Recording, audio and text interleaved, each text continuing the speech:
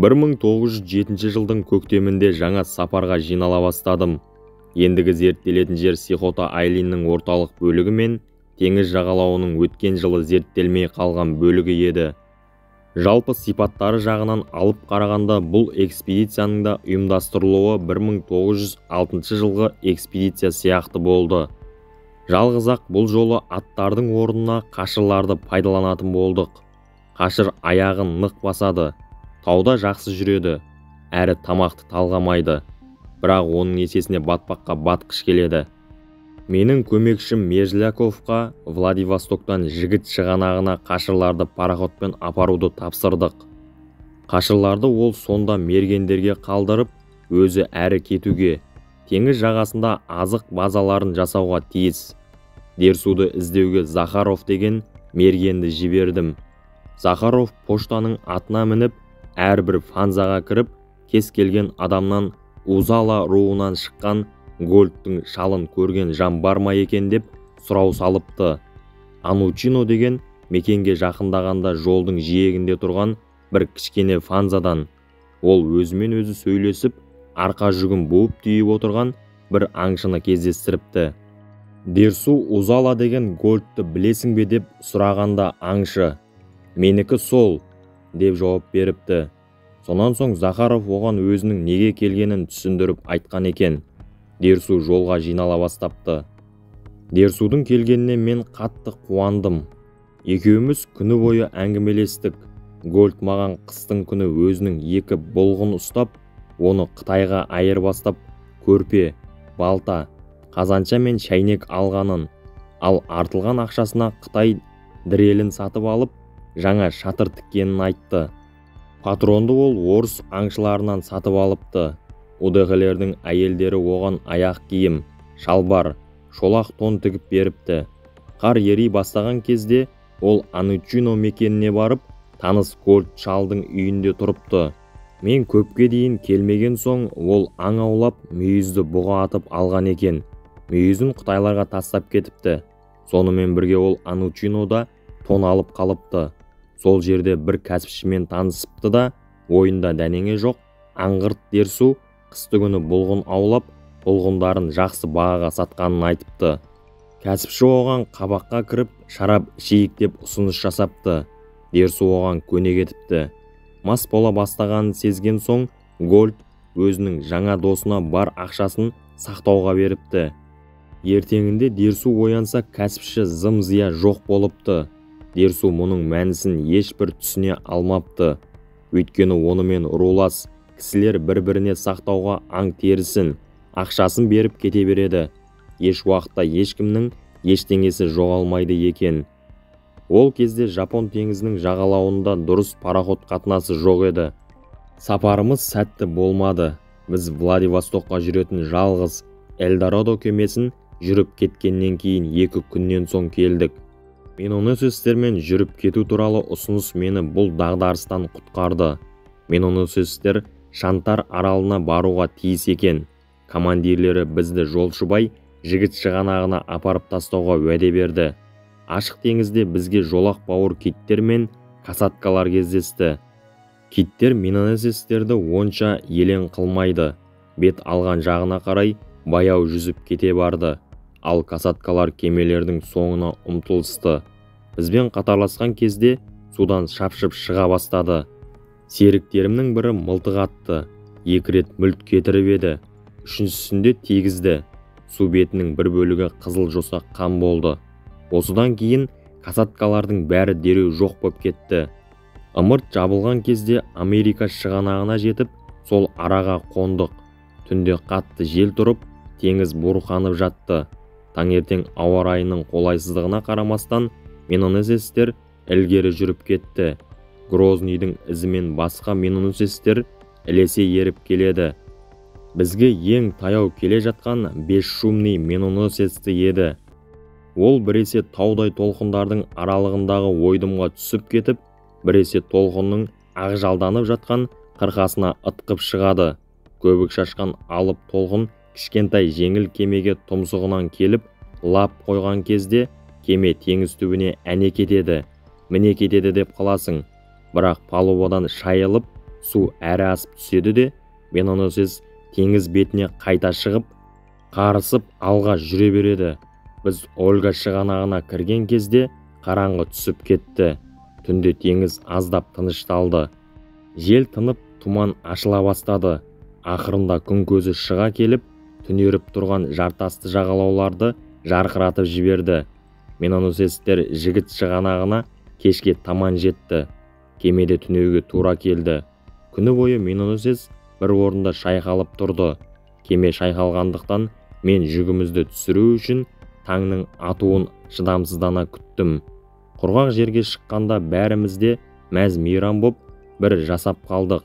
Миноносецтер ілгері жүруге ыңғайланған кезде рупор арқылы айтылған оң сапар деген сөзді жел қағып алып бізге жеткізді. Миноносецтердің қарасы үзілгеннен кейін біз шатыр құрып, отын жинай бастадық. Осы кезде мергендердің біреуі суға барып келіп, өзеннің сағасында балық жапырылып жатыр дегенді айтты. Мергендер ау құрып еді. Балықтың көп түскендігі сонша ауды жағалауға әрең шығардық. Ауға түскен горбуша деген балық екен. Горбушаның жақ сүйегі сәл иіріңкіреп, арқасына кішкене өркеш біліне бастағаннан кейін болатын ұсқынсыз кейпі әзір жоқ екен. Мен балықтардың біразын ғана алғызып, өзгесін өзенге қайта қоя бергіздім. Горбушаны бәрімізде қомағайлана жедік. Бірақ аздан соң тойып қалдық та, оған енді қайтып ешқайсымыз көңіліміз шаппады. Жүк артатын көліктеріміз келмегендіктен жолға шыға алмадық. Көп күттірген Эльдорадо пароходымен қашырларымыз да келіп жетті. Бұл қуанышты оқиға бізді бос жатыстан тыйып, жорыққа шығуға мүмкіндік берді. Пароход өзеннің сағасына 400 қадамдай жерге тоқтады. Қашырларды тура суға түсірді. Олар мергендер тосып тұрған жағалауға қарай жүзе жөнелді. 2 күндей қашырлардың ер тұрманын шақтап, жүгін реттедік. Сонан соң әйтеуір жолға шықтық. Ең шеткі фанзаның жанына жеткенде, Дерсу менің қасыма келіп, таныстарының үйінде бір күн қонып қалуға рұқсат сұрады. Ертең кешке қарай бізді қуып жетуге уәде берді. Мен оған бізді таба алмай қаларсың деп қауіп айтып едім. Гольд қарқылдап күлді де, сенікі ине емес, құста емес, ұша алмайды. Сенікі жерде жүреді, аяғың жерді таптайды, із жасайды. Менікі көз бар, көреді, деді. Бұған менің айтар дауым болмады. Оның із ажырату қабілетін білетінмін. Сондықтан келісім бердім. Біз әрі кеттік те ол қалды. Екінші күні таңертең Дерсу шынында да бізді қуып жетті. Ізімізден ол отрядта болған жағдайдың бәрін біліпті. Біздің демалған орындарымызды, жүріп келе жатқан сүрлеуіміз кілт үзілген соң бір жерде ұзақ тұрып қалғанымызды, сонан соң жолды қарау үшін жан-жаққа кісілер жібергенімізді айтып берді. Сол арада мергендердің біреуі етігін шешіп, қайта киіп еді. Жерде қан жұққан шүберектің қиқымы мен мақтаның жұрнағы жатқанын көріп, мергендердің біреуі аяғын қажатып алғанын аңғарыпты. Мен оның байқампаздығына әбден дағдыланып болғанмын. Бірақ мергендерге бұл жаңалық болып көрінді. Олар Гольдқа таңырқай әрі сүйсіне қарады. Қашырларымыздың біреуі шабан болып шықты. Соның кесірінен мергендеріміз бізден өне бойы кейін қала берді. Дерсу екеуміз әлсін-әлсін тоқтап, оларды тосып алып отырдық. Дем алған жеріміздің бірінде мергендермен сөйлесіп, айырма жол кездескен жерге белгі қойып кетеміз. Қай жаққа қарай жүру тиіс екенін сол белгі аңғартып тұратын болады деп келістік те, өзіміз ілгері жүріп кеттік. Бір кезде соқпақ екіге айырылды. Бірі өзенді бойлап жоғары кетті де, екіншісі оң жаққа қарай бұрылды. Келісім бойынша белгі қою керек болды. Дерсу бір таяқты алды да, үшкірлеп жонып, жерге қадады.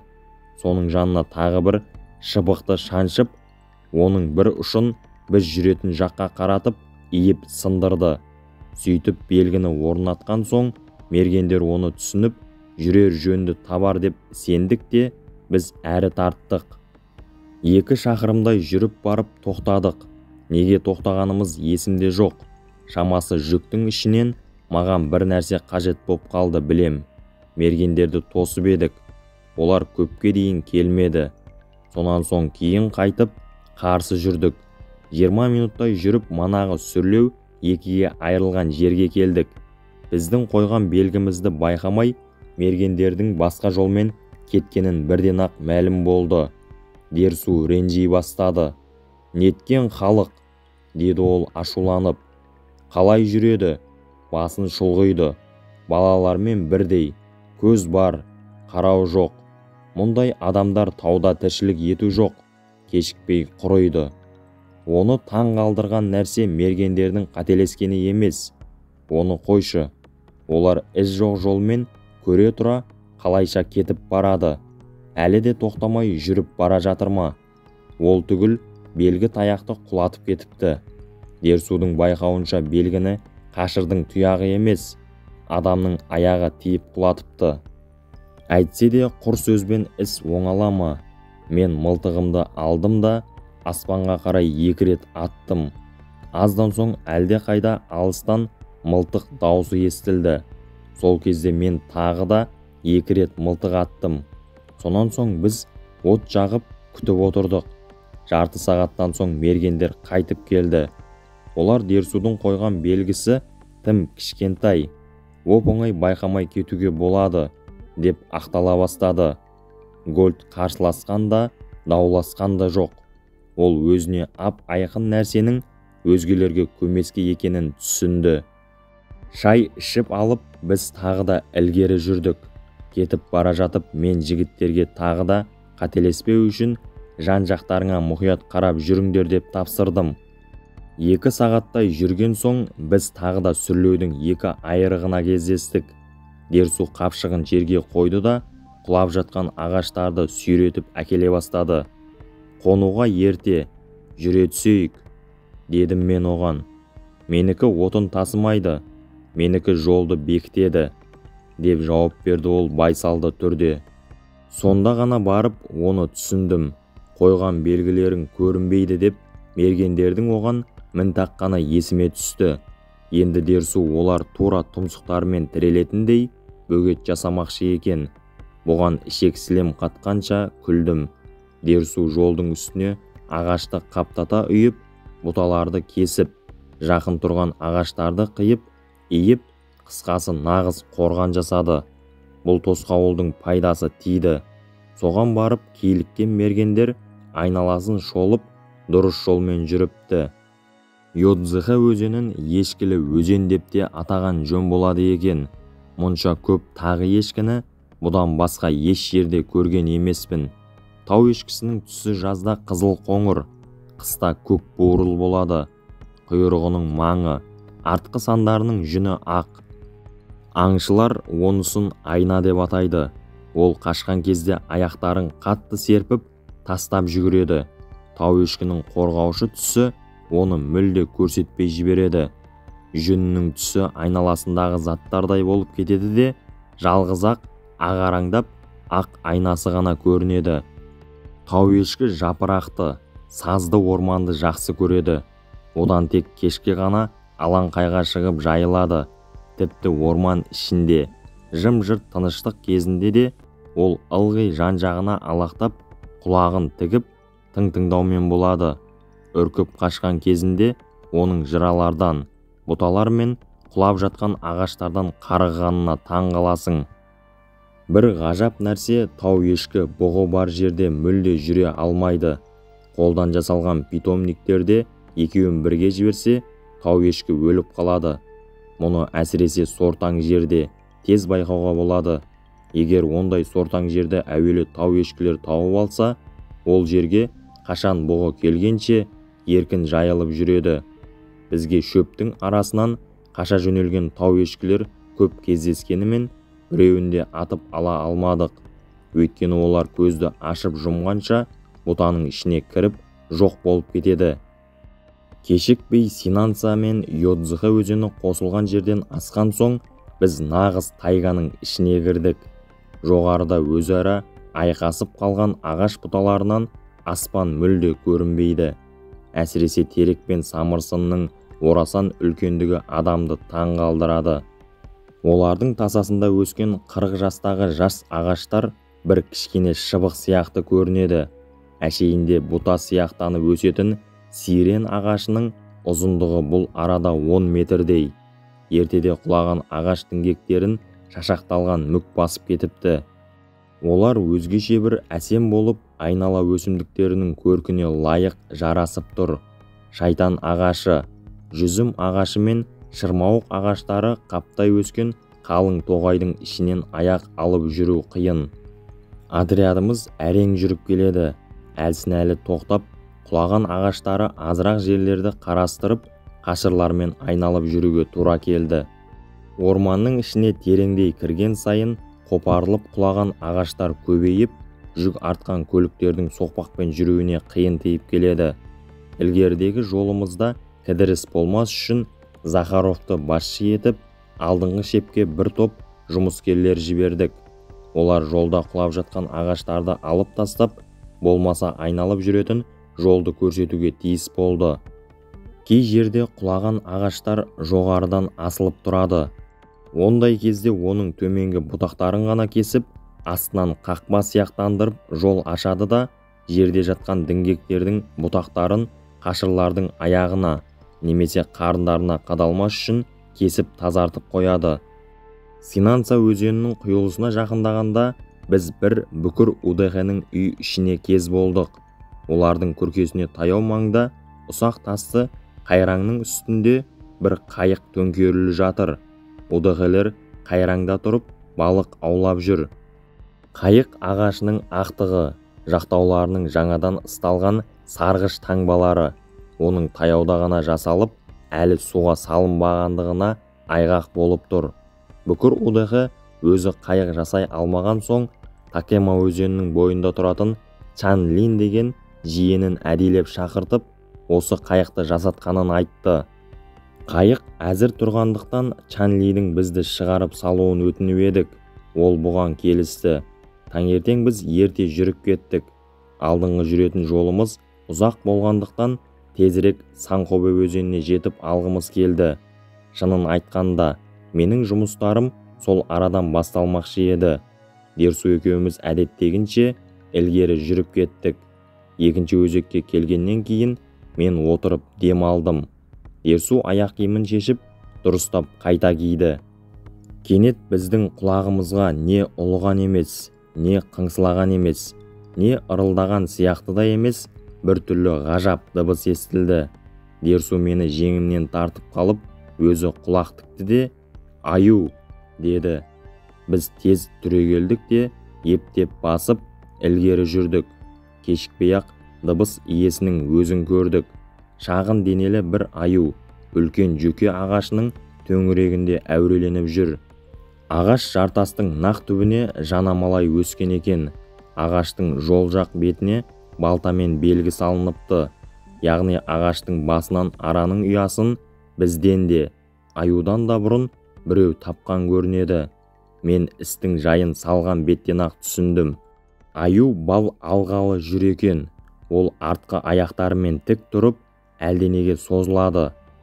Табанын ағаштың қуысына сұғайын десе, оған тастар кедергі жасайды. Аю шыдамсыз екен. Ырылдап, бар күшімен ағашты шайқайды. Ұяның айналасынан аралар өре шығып, аюдың тұмсығын шағып кетіп жүр. Аю табанымен тұмсығын сипап, жіңішке дауыспен шыңғырып, жерге домалап түсті де, қайта ұмтылып, әлгі ісіне тағы кірісті. Оның қимылы тым күлкілі ақ. Ақыры ол шаршап, адамша жерге отырды да, аузын ашып, бірдеңе ойлағандай болып, ағашқа қарай берді. Сөйтіп 2 минуттай отырды. Сонан соң түрегеліп, жөке ағашына жылдам жүгіріп барды да, ағаштың басына өрмеледі.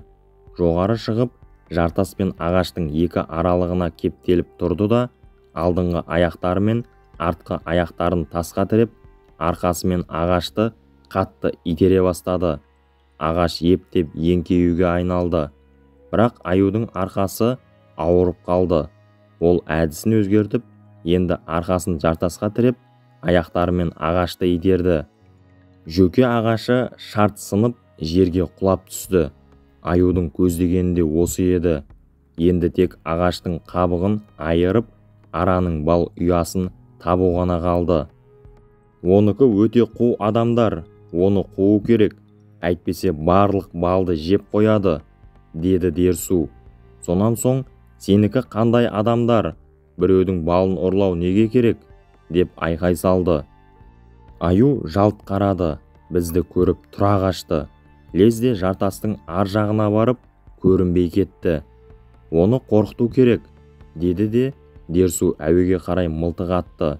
Осы кезде көліктер де келді.